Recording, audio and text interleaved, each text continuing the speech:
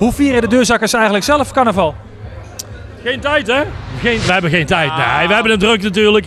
En tussendoor pikken we, als we tijd hebben in de middagen, dan pikken we of Oeteldonk mee, Sertogenbos, of Kruikenstad, Tilburg bijvoorbeeld. Of we gaan in ons eigen Waalwijk, Schoenlappersland, gaan we even een biertje drinken. Maar sec genomen gaan we gewoon optreden natuurlijk. Dat is het verhaal met het carnaval. 5 dagen moeten wij aan de bak. Het grappige is, en dat hebben we doen we al jaren eigenlijk. We hebben op een gegeven moment natuurlijk een uurtje of zo vrij en dan kunnen we even genieten. En dan duiken we gewoon het carnavalsgeweld in. Ja, en dan, hé, daar redden ze. Of, kijk, daar zijn ze. Nou ja, en dat maakt niet uit. Het is gewoon heel gezellig. Dan mengen wij ons in het feestpubliek, in het carnavalspubliek. En drinken we een biertje mee. Of we gaan een hapje eten en klaar. Het is gewoon erg leuk om te doen. En daar hebben we ook helemaal geen last van. Wij houden van carnaval zelf. Ik ga graag carnaval vieren, dus ik ga lekker in de massa op. En we pakken een biertje met degene die we tegenkomen. We komen best wel veel bekenden tegen dan.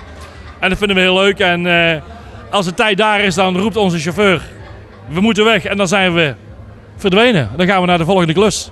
En de meest geroepte kreet is natuurlijk als ze jullie zien, ja, het feest kan beginnen. Want wij zijn binnen!